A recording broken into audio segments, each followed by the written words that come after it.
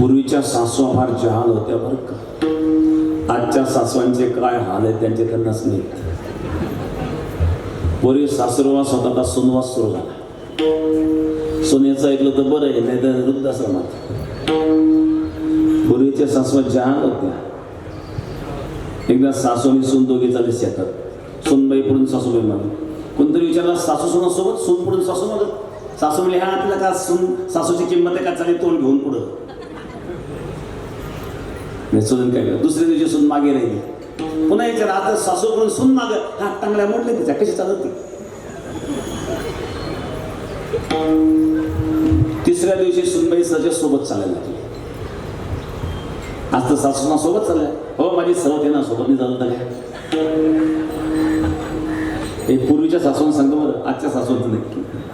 आजच्या सासूंचे हालचे त्यांचे त्यांना माहीत विचारले. कल्पनेची सासू हिचा बहुतची जासू, देहभाव ठेवून पायी ब्रह्मपदेना, देहभावाचा त्याग करून त्या परमात्म्याकडे या लागी शरीर सांडवा की जे सर्व गुणांचे लोण उतरिजे, संपत्ती पदोत्सानीचे कुरवंडी करून. मी सांगतो ही आकर्षण ज्याच्यामध्ये रुकारामध्ये आकर्षण. तिसरं अक्षर श, शकार षडगुणपती. ज्या परमात्म्यावर 6 गुण आहे, यश, श्री, औदार्य, ज्ञान, वैराग्य, ऐश्वर, या 6 गुणांनी युक्त असणारा तो परमात्मा शकार षडगुणपती. चौथं अक्षर न, कृष्ण नामामध्ये चौथं अक्षर न येतं. न म्हणजे नकारणार सिंहोय. या नकारामध्ये उग्रता. ज्याप्रमाणे भगवान नृसिंहामध्ये उग्रता आहे, त्याप्रमाणे कृष्ण केव्हा क्या उग्र बनतो. कंसा करता उग्र बनला, पुतणे करता उग्र बनला ना. पुतना मावशी जेव्हा कृष्णाला मारण्याच्या उद्देशाने स्तनाला विष लावून आले महाराज. येताना कशी आली माहितीये का, पुतना दिसायला सुंदर नाही पण सुंदर वेश धारण करून आली, जणू स्वर्गातले देवांगणाच. आणि येताना तोंड झाकून आली. तोंड झाकून चालण्याची पद्धत पुतणेपासून सुरू झाली बरं का. तेव्हा एकच पुतना आली होती तोंड झाकून कृष्णाला मारण्याकरता. आता रोडला जिकडं तिकडं पुतनाच पुतना. कधी काय फॅशन मध्ये सांगताच येत नाही. एका माणसाने पत्नी करता साड्या घेतल्या, 2-4 पळतच नाही. मित्र मध्ये म्हटलं पळत काय चाललं, चोरून चाललं काय. नाही आहे काय पावती म्हणले. तू पळतो कशा करता.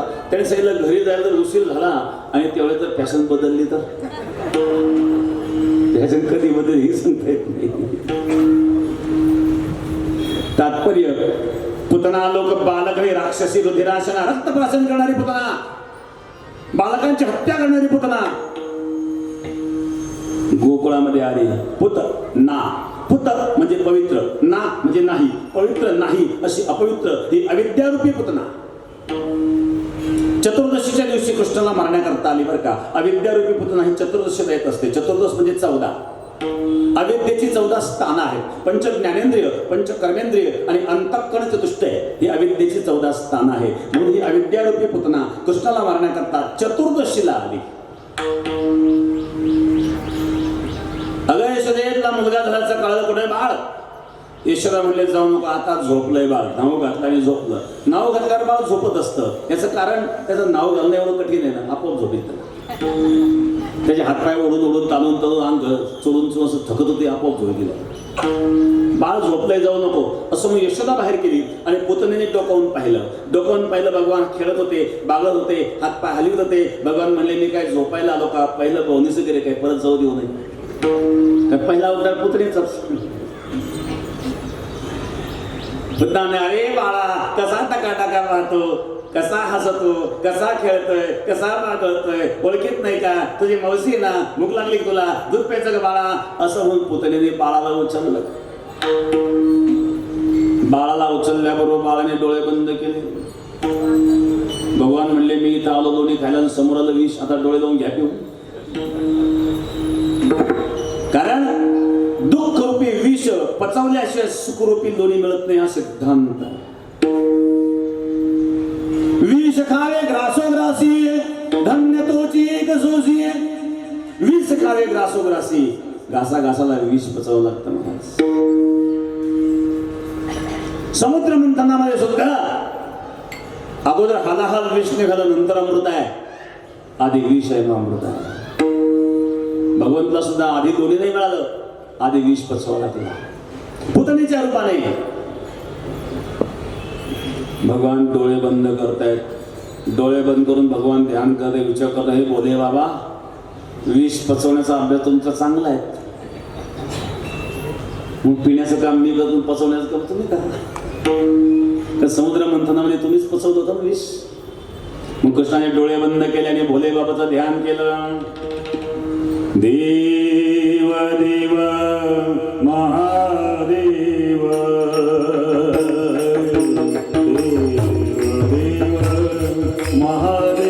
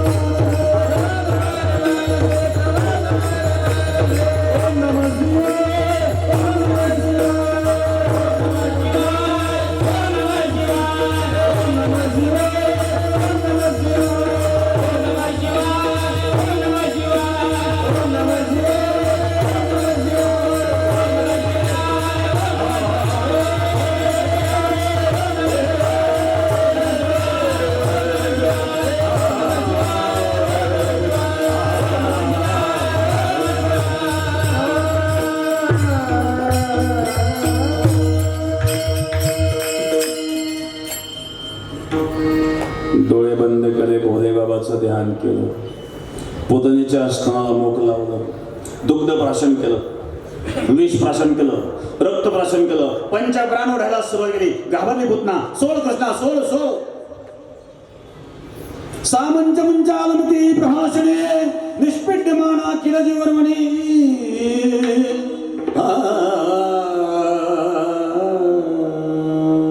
सोड कृष्णा सोड. भगवान म्हणले मावशी मी तर कोणाला धरीत नाही, धरतो तो सोडित नाही. माझ्याकरता प्रकाशमय बंद असं महाराज प्रथम त्यांना सांगितलं.